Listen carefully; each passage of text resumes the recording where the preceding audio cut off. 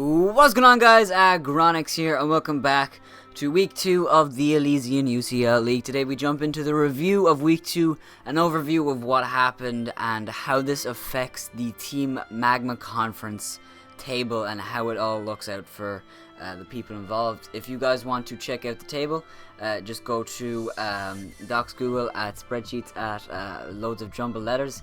Link will be in the description for that, hopefully, if I don't forget. Oh my god. But right here is the Team Magma Conference. Team Aqua is beneath it. That doesn't concern me. If you guys want to check out that, go over to Source and Croxon's channel and he will have a overview of Team Aqua, I think, or we'll have a lot of the battles over there. So let's jump into it. Team Magma week 2 was a very, very interesting week. We'll go through the 5 battles that took place. Jumping straight into it, Steven versus Jay did not happen. Jay forfeited because he did not have Wi-Fi. His Wi-Fi cut out for the weekend, so Steven got a 3-0 forfeit win. Steven is ecstatic about this win. Yeah, so he's actually ahead of me in the table, I think, which is pretty scary. Which is pretty ridiculous, but we're gonna jump straight into it. Gomez versus me, Agron. If you guys want to check out the battle, I'll have a more in-depth analysis in why I lost, because it was a post-narration. I did lose to Gomez 3-0, swept by a Mega Latios, and it was a match that I definitely could have won. It's a match that I threw away, and I easily could have won, so check out the video for that. Yodeler versus Kraft was a really, really cool battle. It was a 1-0 victory, very, very narrow to Yodeler. Very, very strong both sides. Obviously, Kraft's team was very, very strong. Megalopony, Chiron Black, Volcanion packing incredible power. Yodeler was obviously very, very intimidated by this, so he ran a Rock Polish Metagross, which put incredible work in. Did a dent to tons of Kraft's team. I think it did, killed almost 3 Pokemon, almost, maybe 2. Kraft was eventually able to kill the Metagross, but at that point the damage was done, and Yodeler was able to pick apart the rest of Kraft's team. The only chance that Kraft had to win was to kill the Venusaur and the Yanmega with Togekiss, but Togekiss got paralyzed by... what man was it? It wasn't Mesper. What was it? What on Yodeler's team? I think it was Rotom Heat? What was it that ran Thunder Wave? There was something anyway. So in the end, Megalopony power punched twice on the Venusaur, lived 2 Sludge Bombs and then killed. But a +2 Quick Attack was not enough to kill the Yanmega, so Kraft suffered a 1-0 loss. Very, very narrow. Was it 1-0 or was it 2-0? 1-0. Next we have Zach versus Tepig, the biggest shock of the week for me, especially because we played Tepig week 1. I felt like we had control of the match for a lot, and I misplayed at the end, causing us to only win 1-0 instead of 5-0.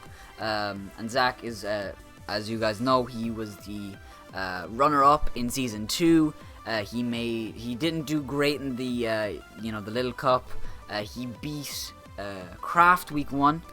So going into week 2, we thought that Zach was going to be able to etch out another win, but no, Tepig was able to stall out Zach with his Moongus and his Steelix. Tepig got a very, very surprising win over Zach, and it was a win that I personally wasn't expecting. Kraft has told me that Tepig is much better than I give him credit for. I haven't seen a lot of Tepig's battles. I only played him once, and it was a battle that I felt I should have got a better score in than I did. Zach losing was very, very surprising, and it really, really shakes up the table a lot, because Zach was tied in differential with me, and now he's tied in differential with me. We're still tied. I believe we're 5th, but Tepig actually jumps up to 3rd, I believe, so it's pretty crazy for him. Against Even J was a forfeit, but 6 versus Cubchoo was by far the match of the week, at least in Magma, because my god, it was crazy. I believe it was Cubchoo that got the... no, it was 6 that got the early advantage. I believe it was 5-3. Cubchoo had Scizor, Gardevoir, and regular Gardevoir, and a Vaporeon. 6 had Snorlax, Golbat, Granbull, Jirachi, and another Mon. I believe it was Keldeo, maybe, possibly. So Cubju at this point had Vaporeon, and Vaporeon really was the MVP of that battle for Cubju because it was able to just, whittle down all the Mons, and it ran Acid Armor Baton Pass. It was a really, really weird set, and what happened was he kept going for Acid Armor, and the Golbat kept having to go for Whirlwind because he could not allow the Vaporeon to Acid Armor up and then pass it into Scizor or Gardevoir, because at that point he would 100% lose.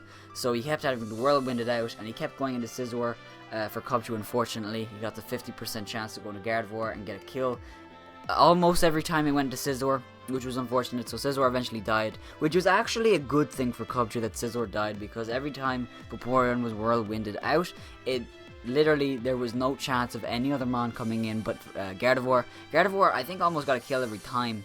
I was able to kill the Golbat, and it came down. Granbull kills Vaporeon. I'm skipping way ahead.